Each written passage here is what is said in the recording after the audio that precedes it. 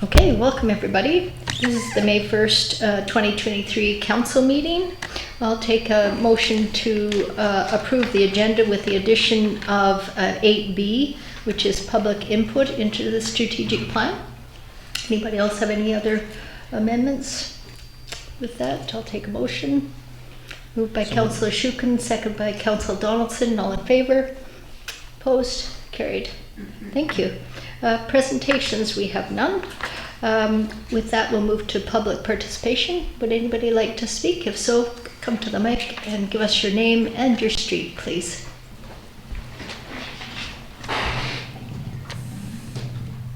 Patty Whitehouse, 5311 Rocky Point Road.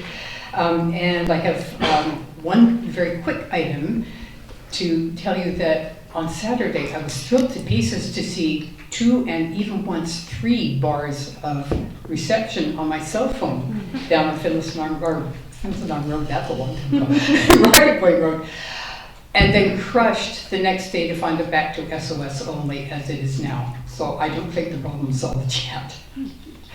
But what the main thing that I want to address, I have 2 points regarding the draft letter to the Ministry of Housing regarding Homes for People Action Plan. And I think it's really important that this issue be addressed to the Minister. Respectfully, I have some concerns about the strength of the letter that has been written. In paragraph 3, they point out that this action plan lacks sufficient detail to know whether it's the intention of the province to quadruple the residential population of rural areas. And for those who don't know what the heck I'm talking about, this is the proposal by the province to allow 4 dwellings on all properties that where currently 1 dwelling are permitted. This has, and I quote, "This has understandably created uncertainty and anxiety amongst Metchosin residents who value their rural lifestyles. It's strategically weak, in my opinion, to lead with concern amongst Metchosin residents who value their rural lifestyles. The truth is that our concern about our lifestyles is neither more nor less important than the similar concern of urban residents who are in single family zoning, who are facing being surrounded by quadruplexes. People argue against that argument as being selfish, and in a sense it is. There are much stronger arguments, and I'll come to that. If this is pitting the protection of lifestyle against the common good, or the greater concern of the common good, which is housing for all who need it. But I think there are much stronger arguments in favor of keeping rural areas rural. And this follows on from the following sentence: "The land base contributes to local food security and valuable ecological protection in the region that include important forests, meadows, creeks, and shorelines." Certainly the second part of that is true. I'll address the food security question in a moment. But it doesn't say anything about why those things are so important. And in my opinion, it needs to be made much stronger. In a climate emergency, as we are in now, the real value of rural communities, the value of it's much greater than providing housing, is in the ecological services provided by our forests, fields, waterways, and shorelines. Things like carbon sequestration, biodiversity, the cleansing of air and water, the control of runoff. And there are other functions that others can articulate far better than I can. On the human scale, as we saw during COVID, the mental health services offered by our forests and fields and so on to urban dwellers, by the opportunity to immerse themselves in nature, are really important, far more important than just that we have forests, meadows, creeks, and shoreline. These are the reasons those things are important. Now, there's nothing wrong with including food security in the list of benefits associated with keeping rural communities rural, but let's be realistic. Metchosin's impact on regional food security is minimal. combine the food production of all the rural communities in the CRD, and while it is a contribution to food security, it's not large enough or critical enough on its own to offset the negative impacts of the housing crisis. Personally, if I were writing this letter, I would remove the last two sentences from paragraph 3 and insert a new paragraph that makes these points about the real value of the forests, fields, waterways, and shorelines. And I would insert it with context that imposing the action plan on rural communities would be a huge mistake because it threatens those values. And I would also make a point of engaging North and Central Saanich and Highlands to encourage similar responses on their part. And there has been discussion of engaging with the other rural communities. I think it's absolutely necessary. I think it's a critical time for rural communities to collaborate to preserve the ecological services provided by forests, fields, waterways, and shorelines for the common good, not just of the region, but of the world. And I just want to add that the following paragraphs outlining planning considerations are good information, but the message to the minister, in my opinion, needs to be much stronger. Thank you.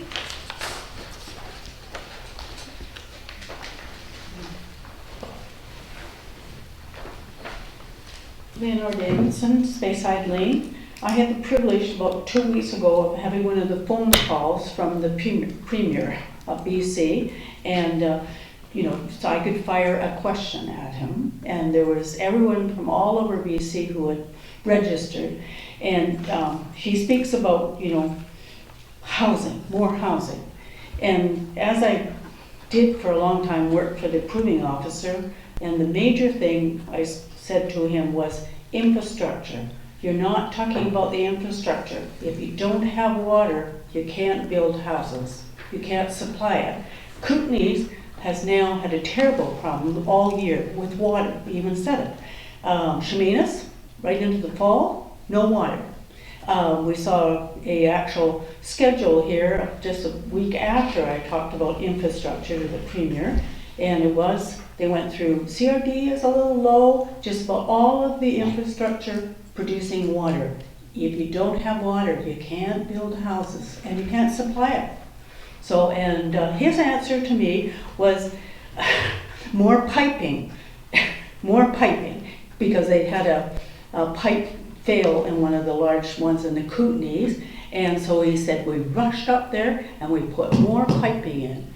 But the Kootenays is having a terrible problem with no water. So what if you put more pipes? You haven't got the water, and you can't build without water. And that's where everyone is in, the whole of BC is in the same problem. So I think your letter should put that back. It's the infrastructure. If you don't have the sewer, sewer or water, you haven't got anything. You can't put people there. Thank you. Thank you.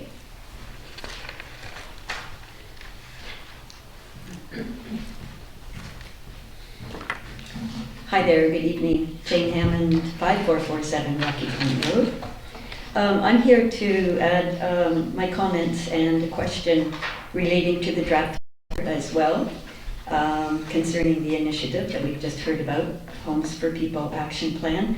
And first of all, I'd like to acknowledge that you have acknowledged the leadership of the provincial government in taking up on this big question of addressing the housing crisis. Metchosin is not exempt, and our community does have specific needs for more housing options. In regard to the letter, I'm going to not go into the context. I don't have any of the background information that has been presented. But I'd like to speak only and briefly to the reference of the CRD Housing Needs Assessment project that was done in 2021. The assessment refers to a report, this report, completed more than 2 years ago in 2021. It addressed the housing needs of the individual municipalities in the CRD, I believe 11 out of the 13 municipalities complied, Metchosin being one of them. The Metchosin report was prepared by our previous planner. It's detailed and provides a readable summary in which local housing needs are identified. Statements pertinent to Metchosin relate to key areas of affordable housing, rental housing, housing for those with disabilities, housing for seniors, housing for families, and those termed as homeless. Now, the Statistics Canada data that was used for this report was from 2016. The report was done in late 2020. So already the likelihood of that data being out of date by the time the report was presented is, you must read that into it if you read the report. The report was received and filed by Council in February 2021, and to my knowledge, it has never been mentioned again until now in your letter, in your draft letter. So what caught my attention was the sentence in paragraph 4 of the draft letter to the Minister. Basically, it says, noting that Metchosin partially addresses housing affordability by allowing attached and detached suites.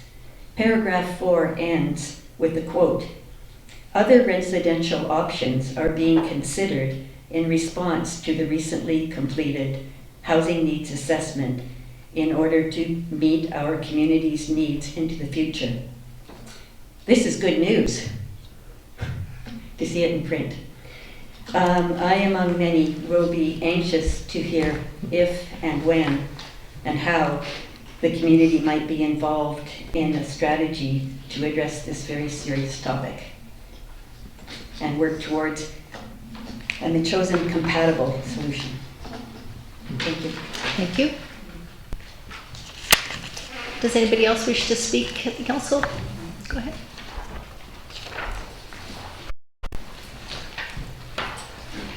John Kahlon, Cliff Drive. I just wasn't clear, when you added 8B, was that the opportunity for public input? So comments there, or are you going to be reporting on what input you received? So this is, right now, this is public participation for anything for the council. Specifically, item 8B is for public input about the strategic plan. Great, thank you. I'll wait until then. Okay.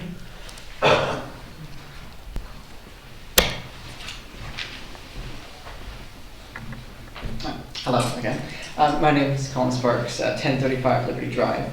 Yes, Metchosin does allow small secondary homes, but for many families who have kids who want to stay at home, since it's extremely expensive to move elsewhere, these small secondary units are not enough for them, particularly if they want to have families or stay in place there, because like 900 square feet for, say, a few siblings, that's not going to really cut it, particularly with myself, who's under 2 acres, so I don't really fall under the ability to be able to have that, is my understanding. So I was quite excited to hear about BC's plan about getting rid of single-family zoning and allowing 4plexes per property, and this would allow me to stay in Metchosin, or even for that matter, for the West Shore. Many people in Metchosin already build multiple units on their properties, so allowing, sort of going with the government's initiative here would mean that Metchosin could now have safety regulations applied to those many illegal suites, and also perhaps get some tax revenue off of it to help fill the much needed need for tax money.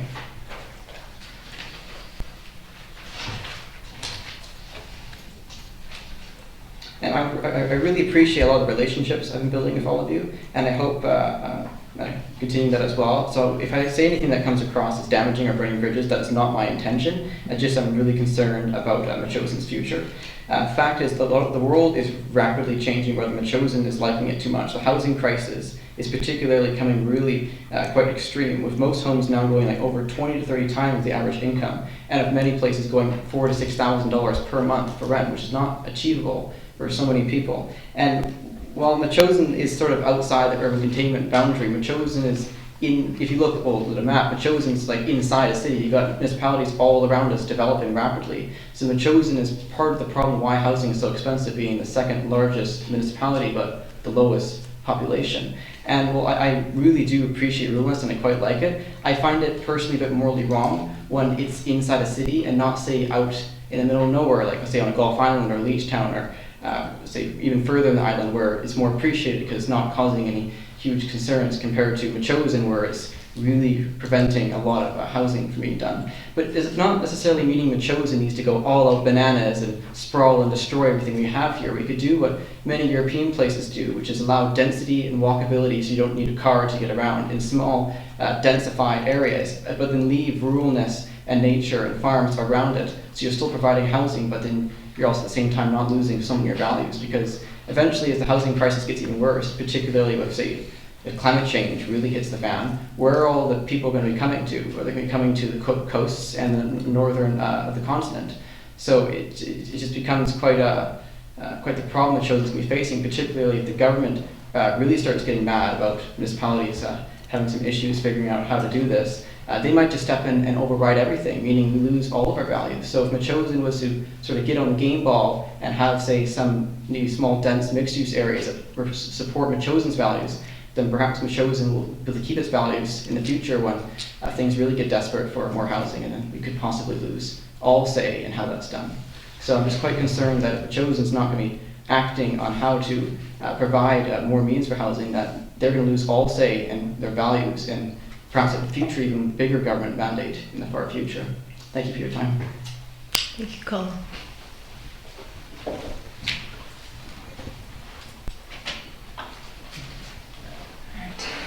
Sarah Anthony, 4290 Metchosin Road. I'm very tired. We did Eric's taxes today, and so I'm going to try and read this. So yeah, I want to also comment on the letter that you're planning to write to the minister regarding the single-family zoning. So ultimately, I would like to see some exceptions for rural areas like Metchosin, but I do think we should be doing something to show that we are doing something that is appropriate for Metchosin, that shows we're doing something and not just think that we're completely special and the only, like, it just, like Colin said, doesn't really make sense. So some of my suggestions that obviously I've talked about before would be allowing tiny homes as secondary dwellings. Perhaps even having a tiny home park zoned on a couple acres. From what I hear, we possibly might get some land because there's a subdivision going in, which to me is kind of interesting that we get a subdivision for rich people, but it would be nice if maybe there could be a little carve out for something affordable for regular people. Maybe increasing the size of the suites to 90 square meters. So like this would actually match ALR regulations, which I find kind of interesting. We have, like if you live on ALR here, you actually can't benefit from that. I think you have to go to ALR and try to get it approved. So we have lower restrictions than ALR does. So that's kind of frustrating for farmers, from people I've talked to, who, especially people who would like to be able to have their kids who have kids. And that's a big demographic right now in my age group, is friends who, they have children and they have nowhere to go. I mean, it's just impossible for people our age to buy anything and stay here, you know. I don't know what we're gonna end up with in the future here with that. Yeah, so those are some suggestions. Wanted to comment specifically on a couple things in the letter. I found it kind of an odd comment that it would quadruple Metchosin's population. I think that would be contingent on the idea that every homeowner in Metchosin would like knock their house down and build a fourplex. I'm guessing none of you guys are planning to do that, so I don't think most people are going to do that. I don't really like the idea either, personally, of having that. I think it's open to some other issues. So yeah, I just found that an odd comment, and I think that there's better ways to address that in the letter. You also, yeah, as was mentioned before, you mentioned that there are other residential options that are being considered, and yeah, bated breath, man. I'd love to know what those are. Hopefully some of the ones that we've suggested in the past. So just starting closing with that, I think as a community we have the ability to make a difference to at least some people who are struggling with housing without disturbing the rural nature of Metchosin.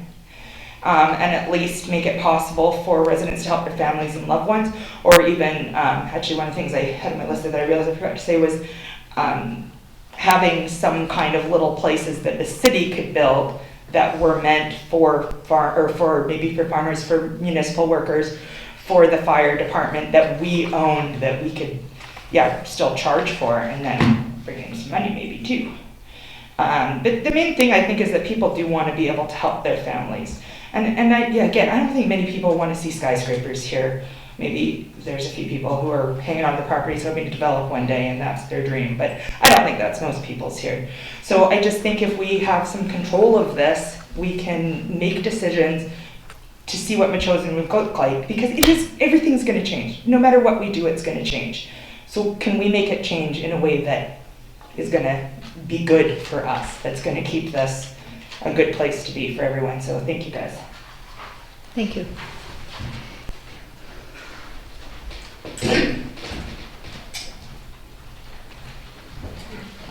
Gary Smith at Gilbert Drive. I hadn't intended to speak on this, but I have to. 2 years ago, the ex-building inspector told me that there are over 500 illegal dwelling units in this community. Now, those dwelling units may be safe, they may not be safe. The fire department may know about them, they may not know about them. As far as sewage disposal in our community, we're not living on gravel beds like Colwood, where you can have a small lot and put a duplex, a fourplex on a 1/4 acre. That's why our minimum zoning here is 1 acre. You have to go through VHA to get the sewage permits to put a sewage field on, and that takes up a lot of land. If you're talking about a fourplex, well, that's a lot more. It'd be nice to have fourplexes that were legal. That would mean that we would get the tax revenue for it. We would get that money to help pay for the roads in our community, to pay for the children going to the school, for the fire protection, for the police. I mean, I think that's the reality that we have here, that the city of Victoria doesn't have to face, or the city of Colwood, where they have tighter controls of what goes on. It would be interesting to know if there was still those 500 illegal dwelling units, and how many, and I use the term, that's the term he used, was illegal, but how many legal ones there were. You know, I would suggest there might be 2,500 or so. So we're talking about a 20%, number that's not showing up in the taxes. And there was that incident with the previous council where they went after a property that had 7 or 8 tiny homes on it. I wasn't involved in it, but I heard about it when I was on vacation. I saw it when I came back, and I went on the assessment. And the assessment notice just showed 1 house. I think we have to be realistic about some of these things when we approach it. We are not the same as the city of Vancouver. We're not. Thank you. Thank you.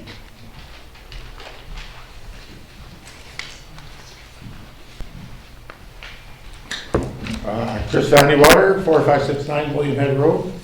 I would like to speak on the letter that I haven't read it, but chose asking for an exemption from the BC Housing Directive. And so here we are. I don't think that's the right approach to take. I think that a spirit of negotiation would be way better. I don't think the province has any idea or made any rules behind their directive, so this would be a good time for Metchosin, and I'm sure there's other like-minded municipalities to enter into a spirit of negotiation. And we have areas of housing deficiencies that Metchosin can address, and there's so many people clambering on our borders and the federal government allows all this immigration, so it's only natural that we feel pressured. And we should all help out in finding a solution. Thank you. Thank you.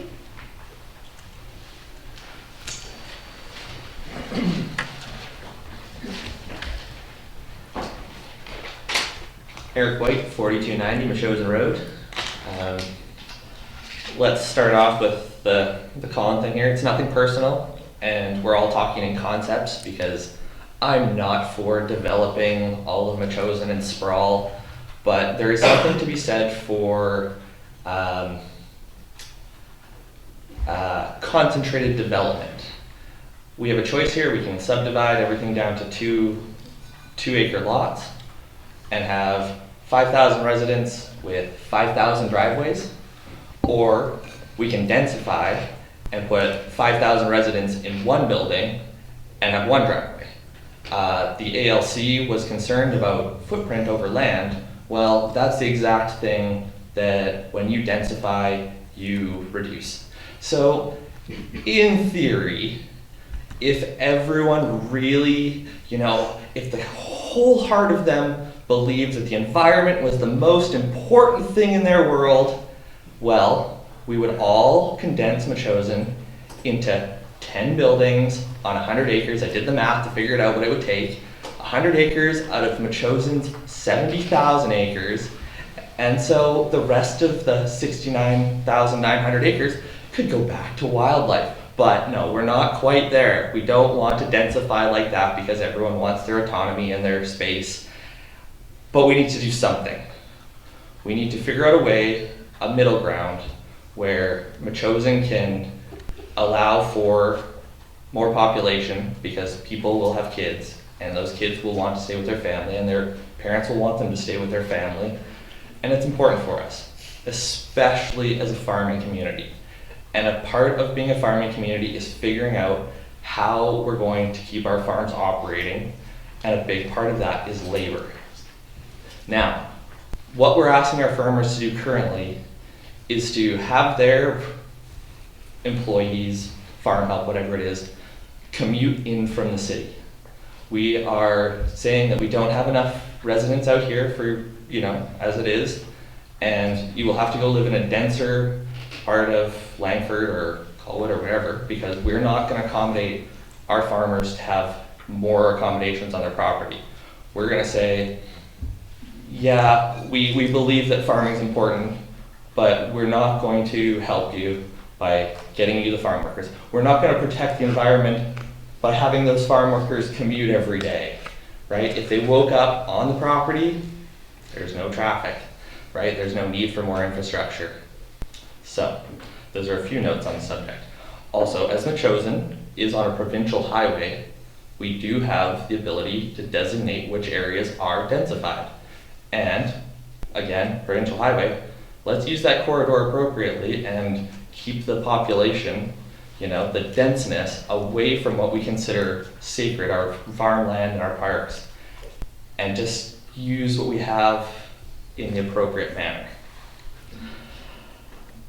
I've covered almost everything, but I have to really nail home that on February 25th, you guys walked in the coldest night of the year, which was directly related to the reduction of poverty. Housing is one of the largest contributors of poverty in our community. So, put your money where your mouth is, and make sure that something gets done about it, please. Also, you guys stated how much you value human rights. Housing is a human right. Please keep that in mind when you make your decisions about people's needs, and it's not a privilege to live here. It's a right to have a house over your head. Thank you. Thank you. Okay. So with that, we'll move on. Thank you for everybody for speaking at public participation. So on page 3 of your agenda, we'll move to the adoption of the minutes from April 24th. Had a chance to look at them. Comments? Want to make a motion to move by Councillor Epp, seconded by Councillor Donaldson. Comments? Concerns? Call the question. All in favor? Opposed? Carried. Thank you. Okay, moving on to Mayor's report. I had a written report in the last council meeting, just as far as a verbal update. Councillor Donaldson mentioned that we had participated as a council with the Langford community and Langford Council on Earth Day on April 22nd. We were assisted by members of the Bilston Creek Watershed Habitat Protection Association, and joined by Ian McKenzie and Kim Hill, Alison Leduc, and others to pull brambles. It was a great opportunity to collaborate with Langford at Willing Park. So thanks to Councillor Shukin for organizing the Earth Day event, and thanks also to Miss Sandy Bernardin, who is the park steward at Willing Park. Yeah, she's a volunteer steward there. And also thanks to Langford Council for extending the invitation to us. It was great. So thanks to everybody who was involved with that. Secondly, the Citizens Environmental Network Awards were on Earth Day as well, later in the day. And one of our members of our community, Colin Sparks, was awarded a youth award for his environmental stewardship. And since he's here this evening, I thought we would all offer him congratulations to this grade 12 student. Congratulations, Colin. Okay, with that, we'll turn to the business arising on page 11 of your council agenda. This is from the community planning portfolio, recommendations of April 17th, 2023. Councillor Shukin. Thank you, Mayor Little. This letter needs work. What I would propose to do is that we approve it subject to revisions, and then I'm happy to take a shot at some of the revisions and share it with council, and then it is ultimately your call, given it's your signature. But I do have to point out. Before you begin, let's just move to the recommendation that we are going. That's okay. That we're going to write the letter, and just so our business is complete, and then we can go on to the letter. If that's okay. Yeah. Yeah. Okay. So you want to make the motion? Well, sure. I would. Well. Sorry. I wonder if the rest of council has comments about it. Yep, so this was just that this is business that has been brought forth from the community planning on page 11. And this was a recommendation to council. So we're just going to go ahead and address the letter itself. Sure. Moved and seconded that Councillor Shukin and Donaldson that Council write a letter to the Honourable Ravi Kahlon, Minister of Housing, respectfully advising the Council's concerns regarding the new provincial government's housing initiative, and that the letter expresses Council's interest in working with the province on this issue. Okay. So moved. That's moved by Councillor Shukin, seconded by Councillor Donaldson. All in favour? Or did you want to make I just may say the council approved that motion already on April 24th. Was it the council or was it the community planning? Planning. Was it the planning? Okay, so then this was included in the package for context, was it? Yeah, okay, my mistake. Okay. Okay, thank you. Okay. So let's go on to the letter. I'm just gonna, if I could just suggest, you're talking about, or Councillor Shukin about redrafting it. We might just redraft it. Might be better than taking this letter and redrafting it particularly, but that was just my thought. Mm-hmm. Yeah. I think it's a good opportunity for everybody to speak to the letter. Absolutely. Yeah, okay, go ahead. Oh, and I share, in particular, Patty Whitehouse spoke, and I share many of the concerns she has, and I really dislike the reference to rural lifestyles. Our concerns are much deeper than that, and that smacks of privilege. And I again, the comment is often made that there's some rich element. Sure, there's wealthy people in this community as many other communities, but many of us are of modest means. The other, there's many things that I really think need to be addressed with this letter. I just will leave it at that. So. Okay. Anybody else wish to speak to it? Go ahead. Yeah, just like a clear slate to rewrite, I guess is what I'm thinking. What I was imagining, it certainly covers a lot of ground and offer compliments to the author, but I think it should be shortened and tightened up. And I appreciate what Chris Vanderwater said about, it's kind of like a negotiation here. So it's a good idea to be, and we're at a very early stage. We don't really have a sense of what the plan is. It's not been declared that it actually would cover Metchosin. It's been laid out in that way. I think we keep it short and sweet, less than a page, and deal with basically a little bit more clarity on the plan. Mention we currently do provide the attached and detached suites. Touch on our reservations about further increasing the housing density, as some have talked about tonight, but also speak about our contribution in green space, some of the other words mentioned by folks tonight. And then it kind of, then we're in, I think, a better position with the province just to continue a discussion with them. Mm-hmm. And I think that would fit what you were describing at our last meeting as well, Mary. Mm-hmm. Councillor Ed.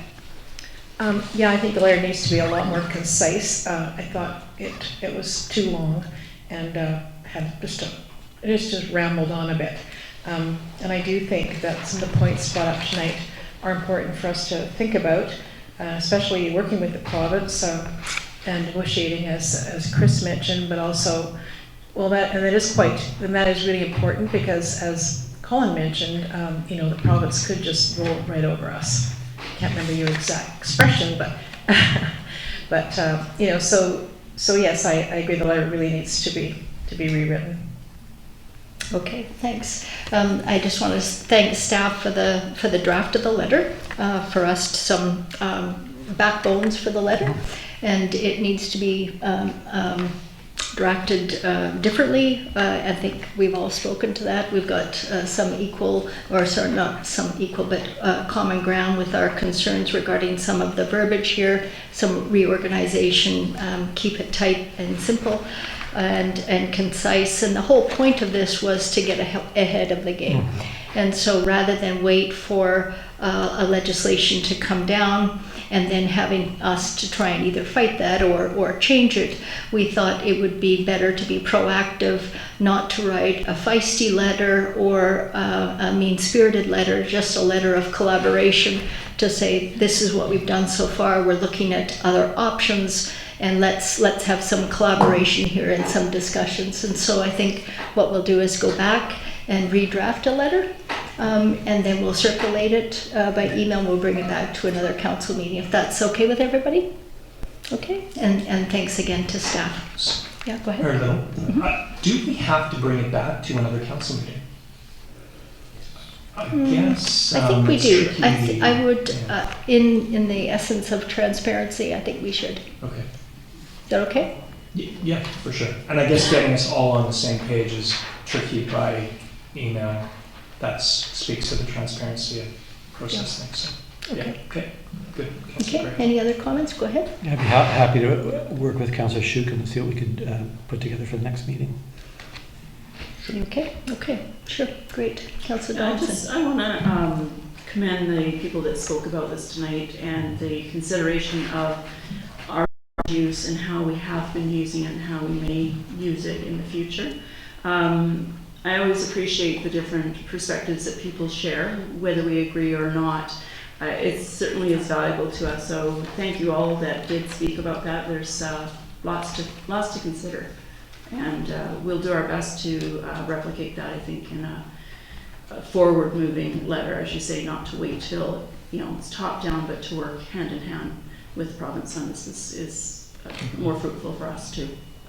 Okay, great. Thanks for the discussion, everybody. I appreciate that.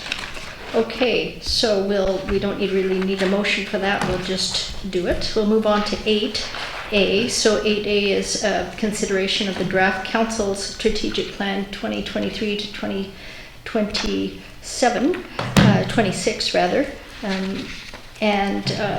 We've got something for the screen as well, but this is going to be followed by 8B, which is a chance for the public to comment on the strategic plan. Hey, that's great.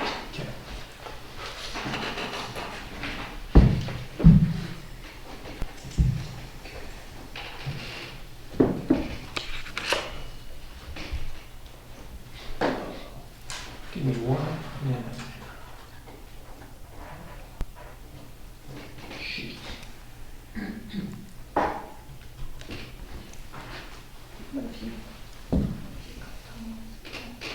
Oh yeah. Thanks. See that? Okay, so thanks everyone. I'm going to walk through the strategic plan, and I'm reminded of a life experience. So when you learn to tie your shoes for the first time, it takes you a long time and it's kind of messy. Well, this is maybe our first time at tying our shoelaces. So we began the strategic planning process in November of 2022. We spent a day together under the leadership of our interim CAO, who provided us with a framework and sort of the focus of discussion.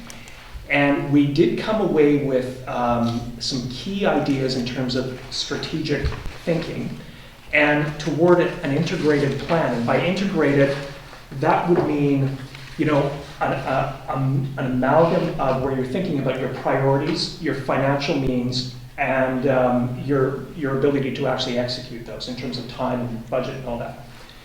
So after November, we took a little bit of a break and we redrafted the plan in January. We sat down together in February, and then we finalized what you're about to see here in late March. And so what we did, if I can get to this here,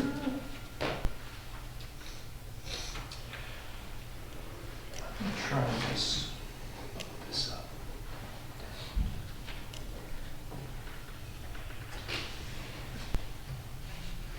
No. Tina, do you know how to expand it? Larger than that? Yeah, larger. And actually, I'd just like to focus on. Okay, sure. So what we did is we focused basically a cascade down, like a hierarchy of ideas. So we began with 4 strategic pillars, which basically follow the environment, social, governance, ESG model, with economic in there as well. We next went to priorities within each of those the pillars, and then we went to more granular issues in terms of, we call them strategic topics. So I'm going to walk through each of these, but that's the picture in short form, covering the pillars, the ESG pillars, the priorities, and our strategic topics. Okay, this is really hard to see. So first one, economic pillar. I'm going to run through just the ideas very quickly.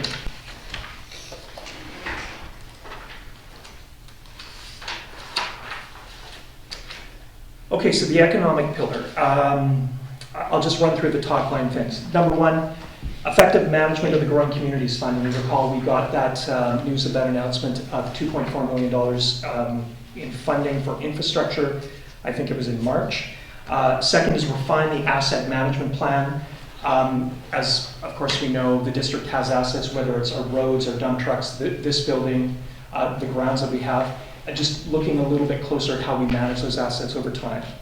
Develop a management and operational plans for the chosen school setting. You'll be hearing more about that in the coming weeks. Research and apply for additional community grant opportunities and look for community volunteer resources. So we've had tremendous luck over the years, especially through Chief Stephanie Dunlop, in terms of getting grants, and the goal is to tap into what other grants might be out there for anything like active transportation to, some of the other planning initiatives that we might find. And in time, also initiatives that might support our growers in the community. Reassess the district's approach to roads and transportation management. And this is a pretty significant one. This year, part of the budget exercise was addressing the roads budget and the interest that staff brought forward in restarting some of the initiatives that have been set aside over the years. So whether it's more active ditching, more active shouldering, and mowing of the shoulders. And we started out, and those specific budget items were really significant. from Public Works was that the need was quite significant because some of that work had not been done for years. We chose to scale back some of that budget, but have a deeper look. We will likely be hiring a consultant to do this, a deeper look at how we manage our roads, including a paving schedule, or at least that's something that I'd like to have a look at. Finally, the creation of an economic sustainability working group or advisory committee. And Mary Lou, any further comments on that one, specific? Yeah, and so the reason why I've been talking about this since November is because we often talk in Metchosin about we want to stay rural, we want to stay rural. Now we have to start talking how. How are we going to do that? And so I would, in the fall, like to put forward a framework for an economic sustainability committee to give us, as council, advice on how we are going to stay economically viable and sustainable in this community. Great. Final one under economic pillar, limited development in accordance with the official community plan and regional growth strategy. Of course, we've been talking about that for the last little while, so we'll see where that goes in time. The next pillar that we looked at was the environmental pillar. I'm just going to read through the top line elements here. So here it is. Sorry, that is tough to read. There were 5 elements here. Launch and complete a public engagement process on the future of the bufferland. That is underway. Develop a process to facilitate land protection. And this is one that we threw out right at the very beginning of our discussions, and I think it was originally noted as a covenant strategy. Councillor Gray, anything further to say on that one? Develop a process to facilitate land protection? Very broad, but we'll get into it over. Sure, we've quite a bit of land is preserved by landowners, but there's an opportunity at times to go further and protect land. And so we have, for example, right now some correspondence from a resident who's asking about covenanting part of their land. The notion is that we would set up a menu of options for people so that we're knowledgeable about this and can point people in the right direction to do that kind of thing. There's also, during the climate discussions, ideas about zoning land differently when people were wanting that kind of thing to have a higher level of protection of the natural resources on their land. Mm-hmm. Examples only. For sure. Third one, under environmental pillars, complete the climate action plan. Following that is development of watershed and aquifer protection strategy. And some of these are intended to start this year, some will actually start next year potentially. And in this case, one of those is develop a shoreline protection plan, which I find interesting. Councillor Gray, once again, how many kilometers of coastline do we have? Is it 20, 50? 50. 50. I was going to say 60, but there you go. We're 55. Okay, thanks. And again, that's a significant amount of coastline for a community of our size in terms of population. So, okay, we next go down to the social pillar, and I think there are 6 items here. Number 1, support volunteer recruitment and retention and engagement. I've been tasked with doing that, so if you have any ideas about recruitment and retention of volunteers, please contact me. And we're going to be meeting here with the Metchosin Grounds Group on Thursday, and that is the topic of discussion. Next is implement safe crossing at Hans Helgeson School, and bravo to Councillor Epp, who's been driving this one along for many years, and we're going to see some action this year. Wonderful. Develop an agricultural plan, which we've been hearing about for many years, and finally we're going to get it done this year. So we have budgeted for that project. Develop an active transportation plan, and Councillor Epp and I have had some discussions with a consultant on that, and that's one we will likely take next year. Develop a village core strategy, and this is one that we'll be looking at more closely next year. Where it goes is going to be up to the people of Metchosin, but I think we know a few things that we're more and more popular, that we have major population centers growing up on our key access points, and we're going to have to understand how to deal with that. Everything from what do we want to be in terms of bringing in big events to how we handle turbine. So look for that coming next year for sure. And conduct a traffic safety assessment and develop an implementation plan. And Part of that comes from Hans Helgeson, but we know that there are dangerous areas throughout the community as well. So, and finally, the governance pillar, and this is the very last one. So adoption of a respectful workplace policy, that has been done. Adoption of a code of conduct, council's working through that right now. Introduction of a good neighbor bylaw. Now, as I understand this, this is the potential of a catch-all bylaw that covers nuisance issues.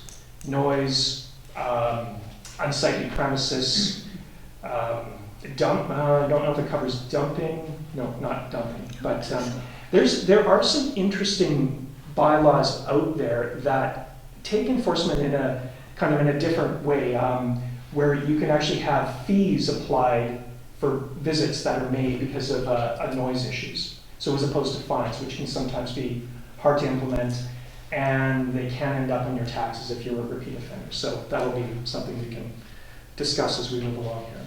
Update key bylaws. So everything we've talked about, the tree bylaw, the animal control bylaw, dumping, the business permit bylaw, building bylaw. So those are things that we'll ideally tackle in 2023. I have a feeling they'll go to the next year as well. Develop a communication, information and technology and social media policy. An annual strategic planning review. So we're actually going to do this again in November. And finally, assess and update district policies as needed. So that's the strategic plan in a nutshell. And next year. Oh, is it? Yep. Okay, finally, increase public engagement activities. That's what we're doing today. So I'm going to leave things off now, and next year we'll make sure that the screen is brighter for all you and big for all the elements. So thank you very much for your time, and I guess we now open it up for comment. Did you want to, did anybody on council wish to say anything else? We've had quite a bit of time to discuss this together, so. Okay, so let's move it to the public. Does anybody want to address any of the points with this strategic plan? I just want to say I'm really proud of this council because strategic planning has never been a part of the municipality. And so we've started the process.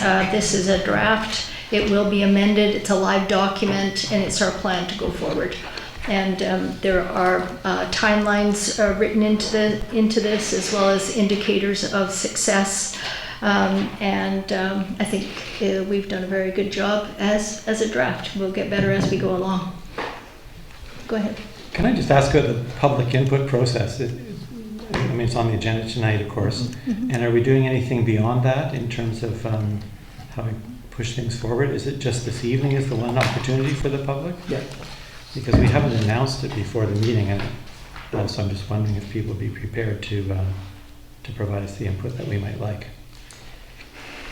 I think as we move along, we will refine the public input process, but in terms of trying to, just because the process itself has been going on for so long, and I think there is benefit in finalizing the plan, and with that, living with it for a little while and seeing where we go. So yeah, next year, a little bit better for sure. Yeah, don't forget, we're going to do this again in November. This is May. And so we're going to be reviewing this, and the public absolutely is welcome to send in comments afterwards. It was posted with the agenda, the whole strategic plan as well. Does anybody want to speak to it? I have a question towards it. With this active transportation plan, how would this be engaged with the public? Would this be like through an advisory committee similar to surrounding municipalities, or would this be just going through a consultant? Thank you.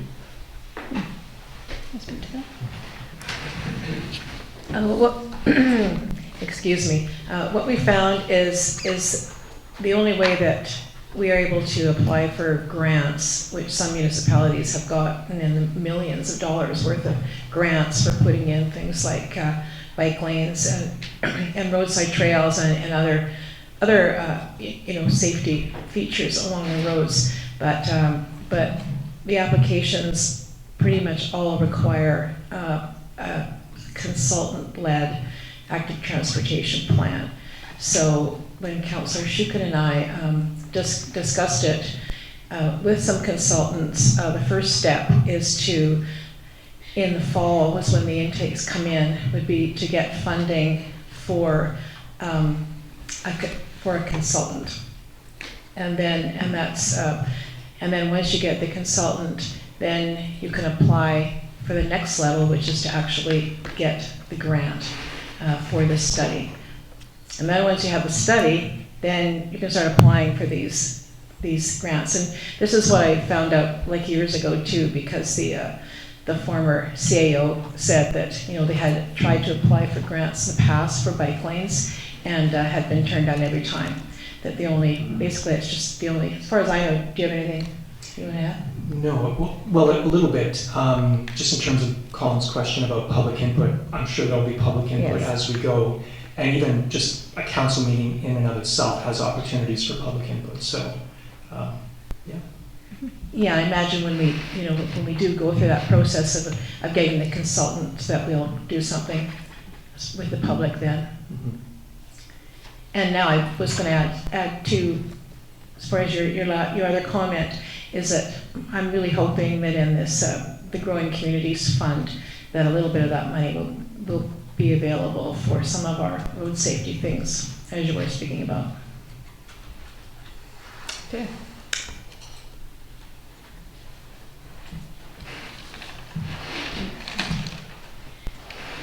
Ravi, Kahlon, 151 Cliff Drive. First off, I think your tied your shoelace is pretty good for this, but not bad at all. And I'm very aware that the last thing any council wants is some guy who retired too long ago, who's done this for too long, coming and saying how he would have done it differently. So I'm not going to do that. But two comments. One, I noticed the environmental and social columns deal with environment and social issues in the community. When you go to the economic column, by and large, it's gone to corporate fiscal planning. That's unusual. I'm not going to say I do it differently, because most of the community economic planning I've seen has largely been verbiage, with not a heck of a lot that municipalities can actually do in practice. But it's not typical to be totally corporate focused. The one exception, it's the one I did want to draw attention to, is the last bullet: limit development in accordance with OCP and the regional growth strategy. And it's not immediately clear. That's potentially ambiguous, but also possible problems. One interpretation of this is you won't approve a development that is contrary to the OCP. And that's the law. You can't do it. You don't need to write it down. You can't do it. The other interpretation is that if someone came in to amend the OCP, which would enable them then to get a development approved, you wouldn't consider it. And that way, if that's what you mean, don't go down that road. There's all kinds of legal problems with that road. You can finish up potentially with your right to approve amendments to the OCP being delegated over to the province, and you have nothing to do with it. So you don't really want to. So I would have another look at that and say it's either redundant or it's dangerous. So you don't need it.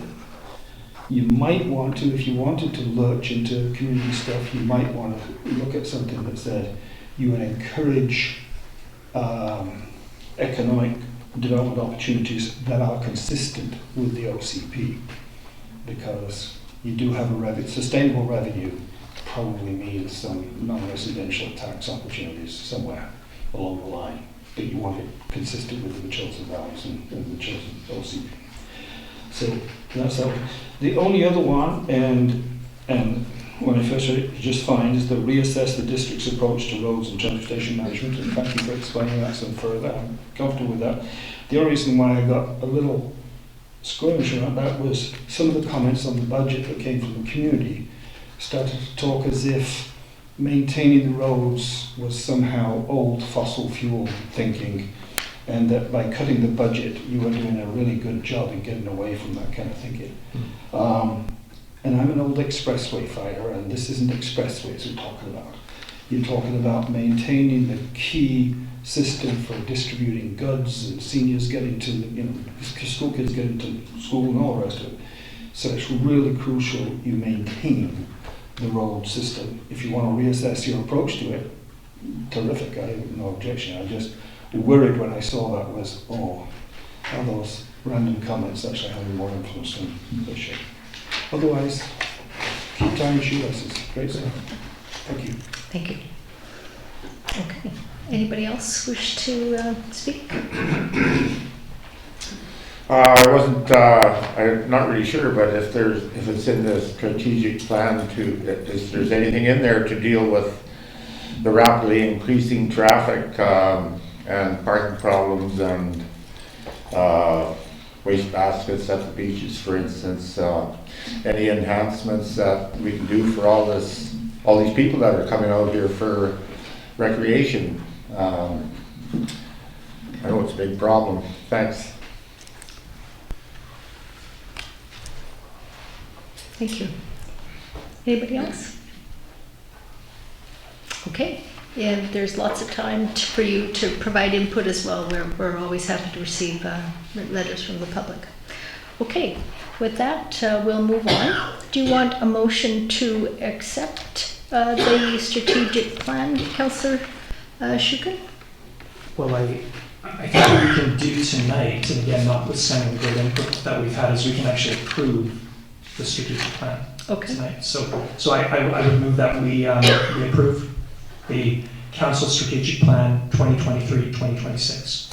Okay. So moved. This is moved by Councillor Shukin, seconded by Councillor Donaldson. Discussion on the motion. Councillor Gray. Well, I'll vote in favor of the motion, but I have to say I wasn't aware we were going to do this tonight. But I see the point. And if we're continuing to take community input, and then we'll do a revision, open for a review in November, that makes sense to me. Okay.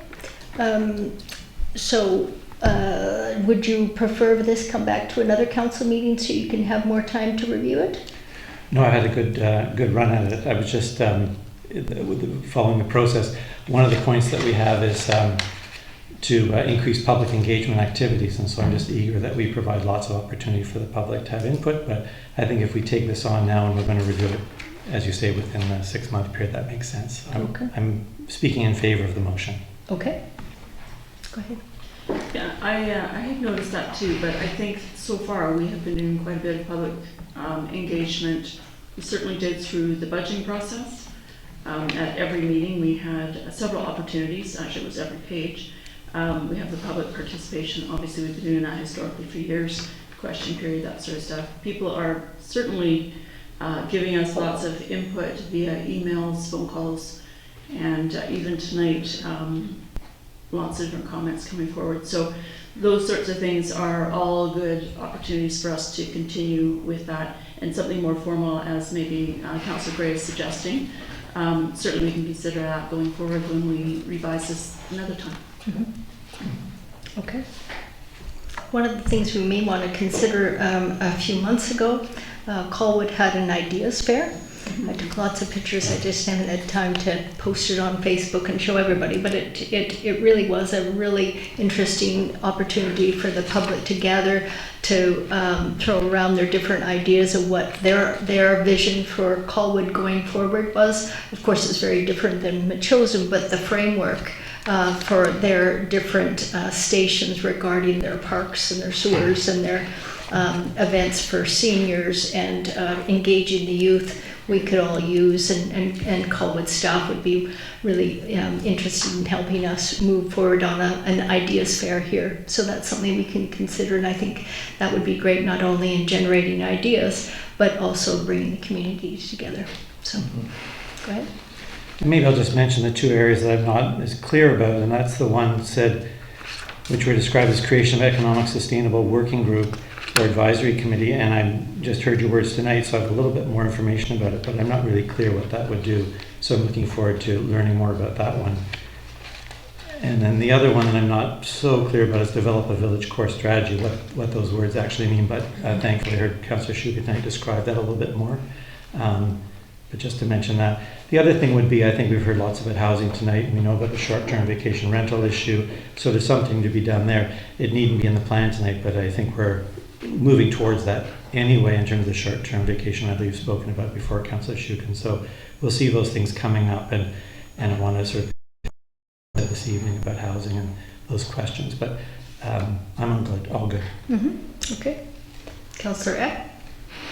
Yeah, I think it's a good starting point, and we'll be looking at it again in November. I think that works.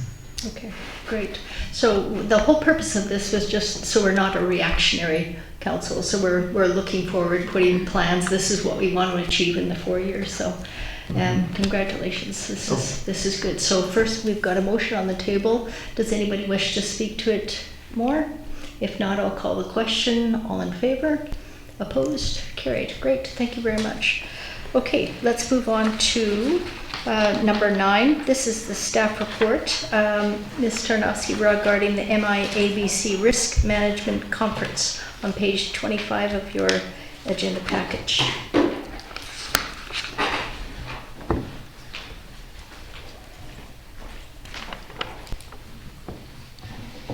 So I have to say this is the most engaging conference I've ever attended. And it's an area of risk management, if you can imagine that. So what MIABC has done is through various formats of educating. It's not just having a speaker up in front and just basically performing a information dump on the attendees.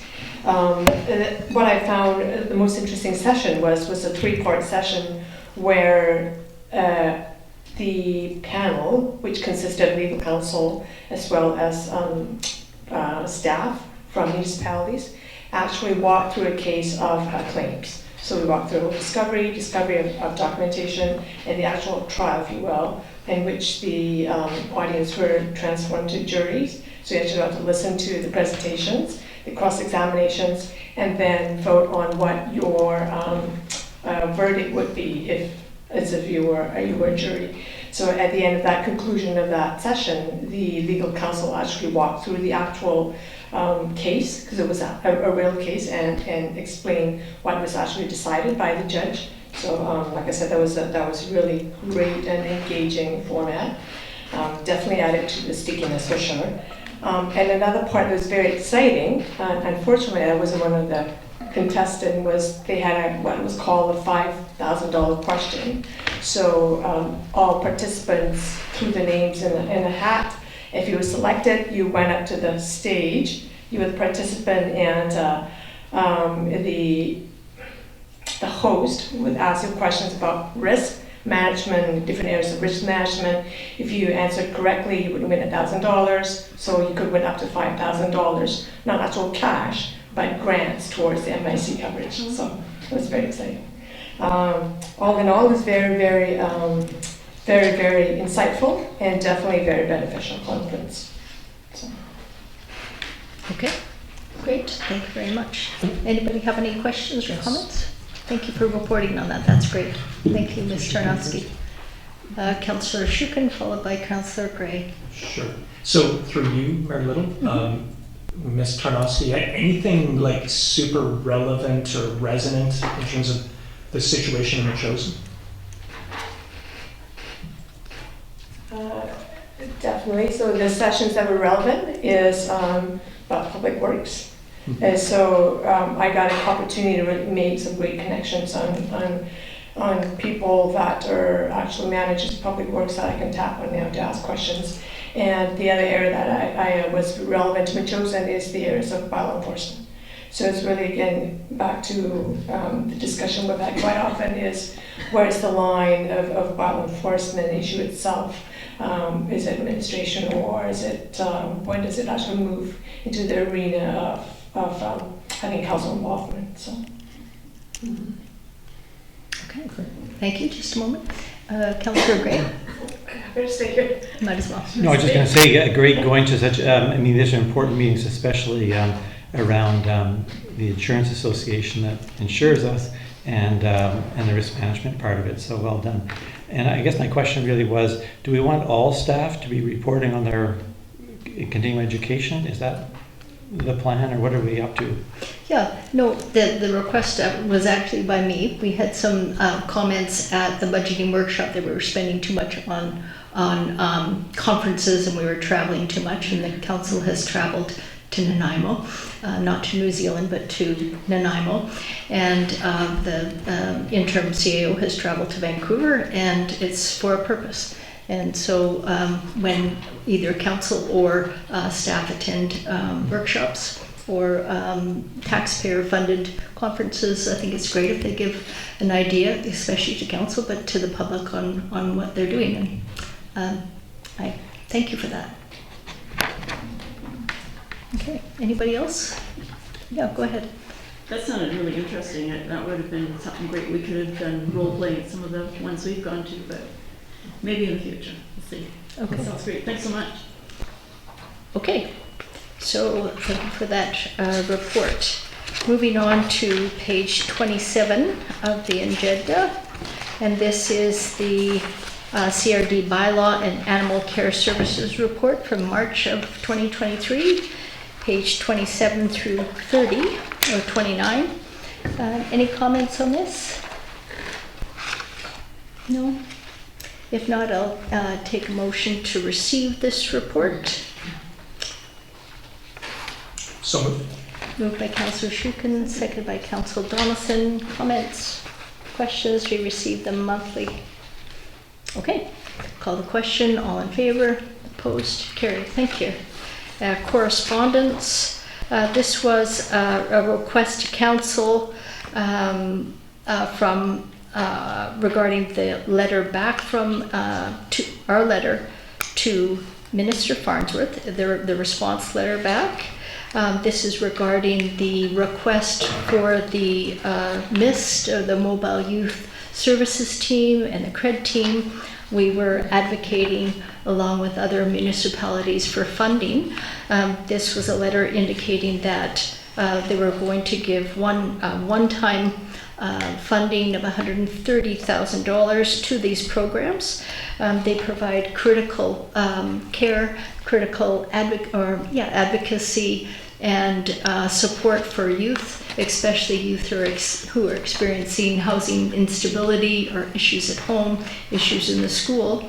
It was great to see the letter back from Minister Farnsworth. I would like to actually send another letter, if that's okay.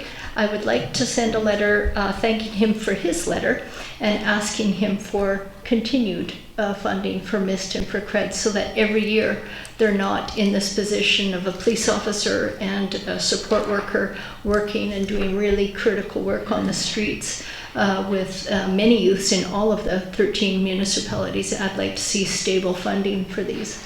So that's my idea. What do you think?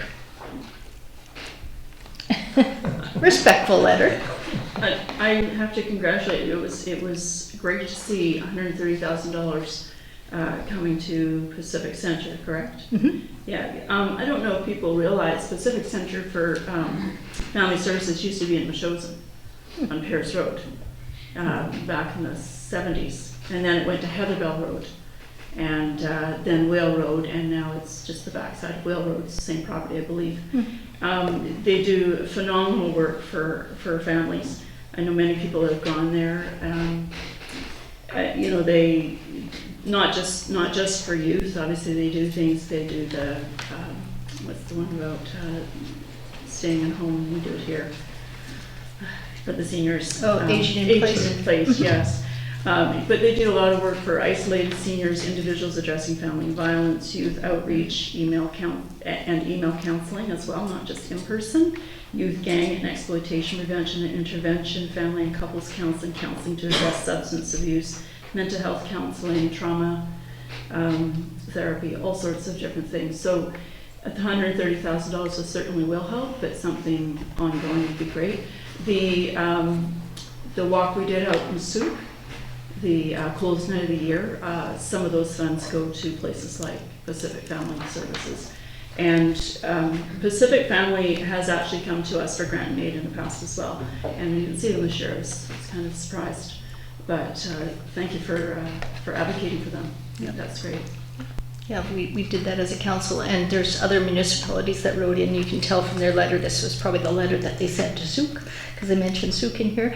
Doesn't matter, we're all in it together. So with that, I would like, if it's okay, I'd like a motion to write an additional, go ahead. I'll make a motion, yeah. Yeah, Just send a letter in response to Minister Farnworth seeking ongoing funding for the MYST CRED program at PCFSA. Okay, great. Moved by Councillor Gray, seconded by Councillor Epp. More discussion? Yeah, I would just say that I think the package we received before was quite impressive in terms of what's going on and what this group are doing in terms of crime reduction and helping youth in need, and particularly diverting young people from exploitation. So I think it's worth pushing forward. I imagine and you have the personal experience working with the group, but I think if we put our names to it, it's worthwhile. Okay, and they've also produced a 27-minute documentary, and I think it'd be great to show it at one of our council meetings, because it is shocking what is going on. We think of, large centers like Vancouver or LA, New York, having problems with youth and exploitation and sexual violence, and we have a lot of it in Victoria, sadly. And so these are the people that are the boots on the ground trying to advocate for those youth. Go ahead, Councillor Shukin.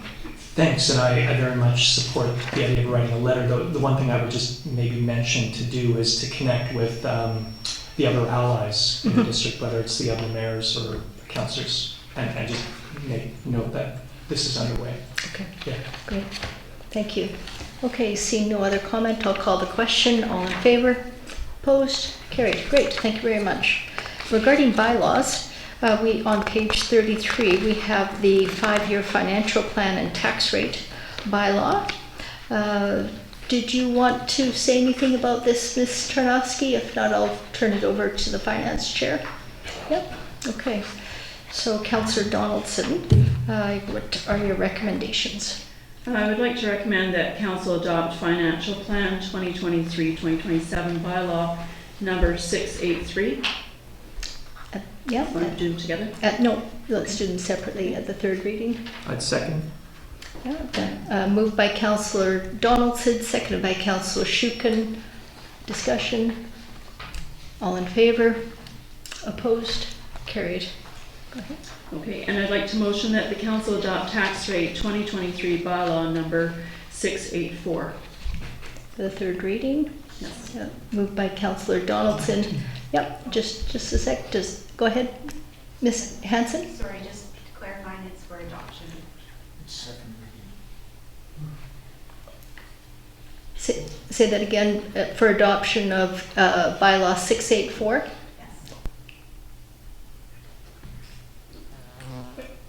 And I believe that is the case. We've done 3 readings. We did 3 readings Yep. at the last meeting. Yeah, so great. Did Shelley say, or did Councillor Donaldson say 683 instead of 684? No, she had mentioned adoption, but then you had said third reading, so I just wanted to make sure that it was adoption. Okay. It was adoption of the bylaw. Okay, so we're moving adoption of bylaws 683 and 684. So this is, your motion is for adoption of 684. Yes. Yeah. Okay. Moved by Councillor Donaldson, seconded by Councillor Epp. More discussion? No? All in favor? Opposed? Carried. Thank you. And that's it for those, right? Yeah. Okay. Great. Now we have the, on page 41 of the agenda, thanks to Ms. Tarnowski for this note to council. So on March 3rd, we were notified that we were the recipient of this large award of over $2.4 million for the Growing Communities Grant. Under the terms of the agreement, the district must set up a separate and dedicated reserve fund for this grant as allowed to under Section 188 of the Community Charter, and this is what this is all about. Did you have anything further you wanted to add? Go ahead. Mhm.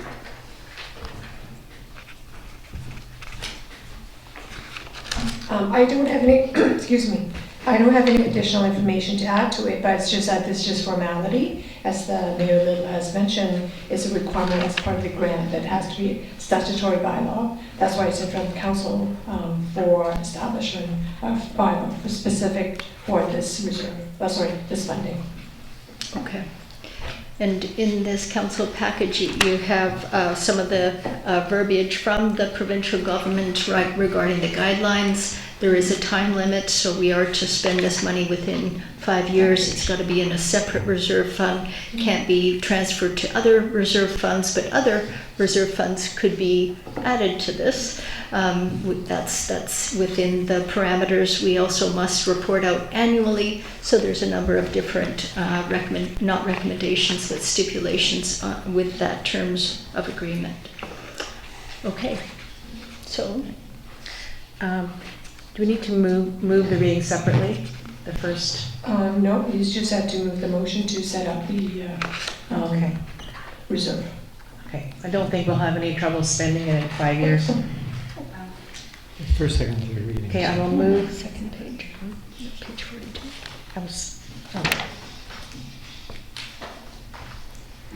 Sorry, I was looking at the other side. That's okay. All right, I move that council give first, second, and third readings to bylaw number 685.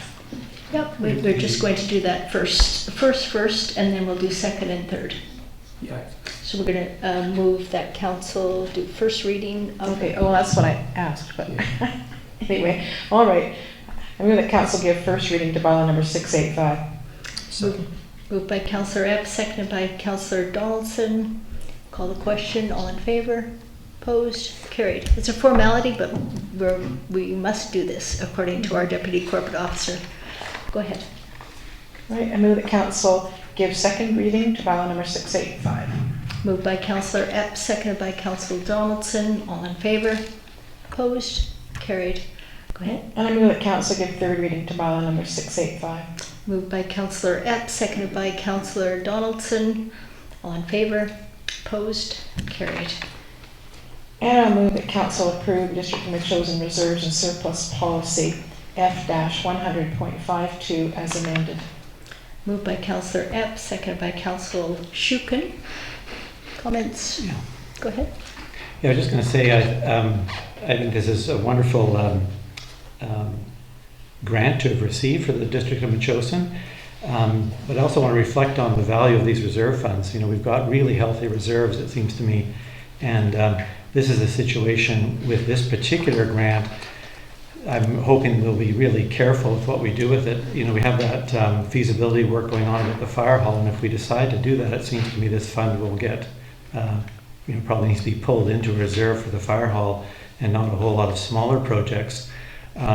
We think back about our budget we've just passed. We got a 3% tax increase for the policing costs, which was a real concern for us. How would we manage that?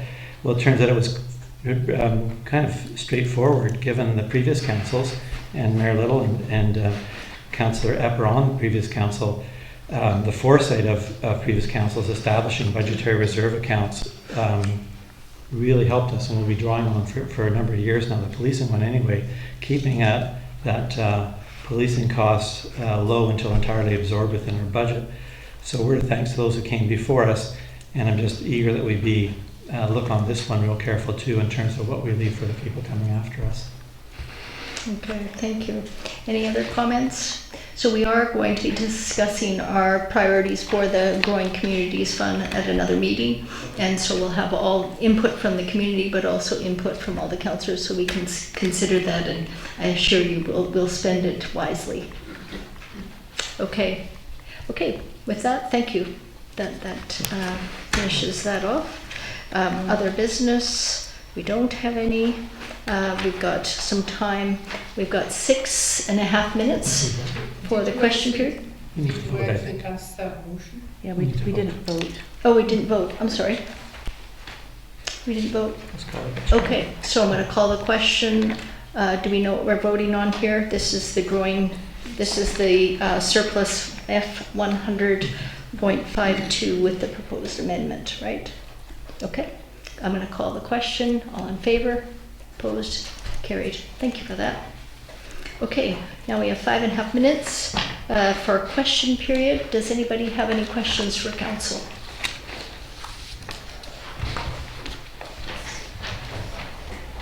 Hello, Eric White, 4290 Chosen Road. Seeing as the tax increase is 13.9%, obviously there wasn't a lot of digging in the couch cushions by you guys to tighten that up. I'm wondering, what is Chosen doing to address poverty in our community? Well, actually, I beg to differ that we didn't dig in. If you had attended the budget workshops, we actually had talked a lot about the budget. We actually did give quite a bit of consideration to the budgets, what we have before us in terms of policing costs. There was careful consideration. What are we doing towards poverty? We have people in our community who are not so well off, and 13.9% is going to hurt them drastically, if not make them leave our community. I'm wondering what we're doing to address that. All right, sit with that one.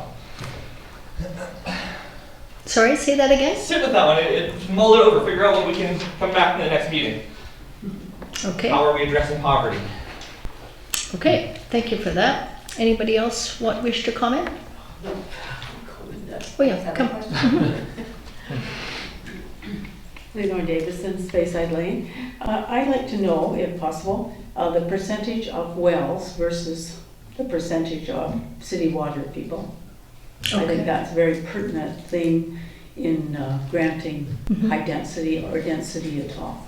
Yeah, actually, I don't know that. I know that the vast majority of people in Chosen tap into wells as opposed to serviced by CRED water. I don't think it is as much as it used to be. Okay. So I would like to see a percentage and, you know, sort of where the, like I know where a lot of it is because I actually okayed it. So I know where they come down Rocky Point Road and into East Soup Road and everything, but I just wondered what the percentage is now, because that is a very pertinent factor if it's well said. And I think they did a very good job on looking at the budget and everything. And a lot of countries have a poverty thing put in overseas. If you're found out in the street, they take you home to your family to look after you. I think that's a great idea. I should have put that in Canada maybe a century ago. Yeah. You are responsible for your own family. Okay, thank you. Madam, Yeah, Councillor Shukin. Leonore, question is a great one, and I was wondering about the answer that question myself just a few weeks ago, and I wonder if we could ask staff to provide that information. Yeah. Actually, our planner, Catherine, would probably have that information. Ms. Starnowski, could we ask the planner to provide us with some of those statistics? I can ask the planner and the engineer. And what? And the engineers. Okay, great. Thank you. Okay. Any other questions? Yes, Councillor. Yeah, I just want to, if I can, not really answer Mr. White's query, but I do want to share something with you that as I was sitting in the gallery here not that long ago, did bring this up at in the last term to council about how we do actually have homeless people coming through Chosen right at my back door. And recently, as it was last Monday afternoon, the RCMP were at the end of Flush Road because people were sleeping underneath the bridge. So it is in our community. Some people don't think it's here, and I'm not saying people are living here that are homeless, but it's everybody's responsibility. And so what we've done is we've called people to come and help so that they're not without help or without services. And so if you do know of somebody that's needing help, please let us know, or the staff, or somebody else that can help, so that we as a community can do better. Can I address this? And also, with the fire department, we do provide a lot of services outside the scope of the volunteer fire department in terms of support for seniors in the community. We've got a seniors resource center which provides help for seniors regardless of their monetary status. So we do provide some services. Members of council have already in the last 5 months attended our place on was it 3 occasions now to help serve meals at our place in Victoria. That's not we weren't doing it in Metchosin, but we were helping other municipalities who have services for people that are sleeping rough. So we have had some input into that as well. Go ahead. I just wanted to mention too that seniors in the community have the ability to defer their taxes, which don't get paid until their property is sold. Mm-hmm. Okay, go ahead. And just on one last note, forethought from previous councils and public and administration. One of the reasons we went through allowing things like attached, detached suites, the public came to us and said, or came to the administration and said, what happens when I age out and I don't need this big house? So what we've started to see is people are moving into the smaller dwelling of the unit where the family, the growing family, lives in the larger portion of the house. So it's almost an essence of multi-generational, but in some cases they weren't even related, and so they turn that around. So that is, it's just one mechanism. It's not a solution to everything, and it doesn't help everybody, but it is one of those other factors to offset some costs and people still being close by and whatnot. Okay. So with that, it's 9:30. I'll take a motion to adjourn the meeting. So moved. Moved by Councillor Shukin, seconded by Councillor Donaldson. Call the question. All in favor? Opposed? Carried. Thank you. Motion accepted, and we're adjourned. For mentioning the first.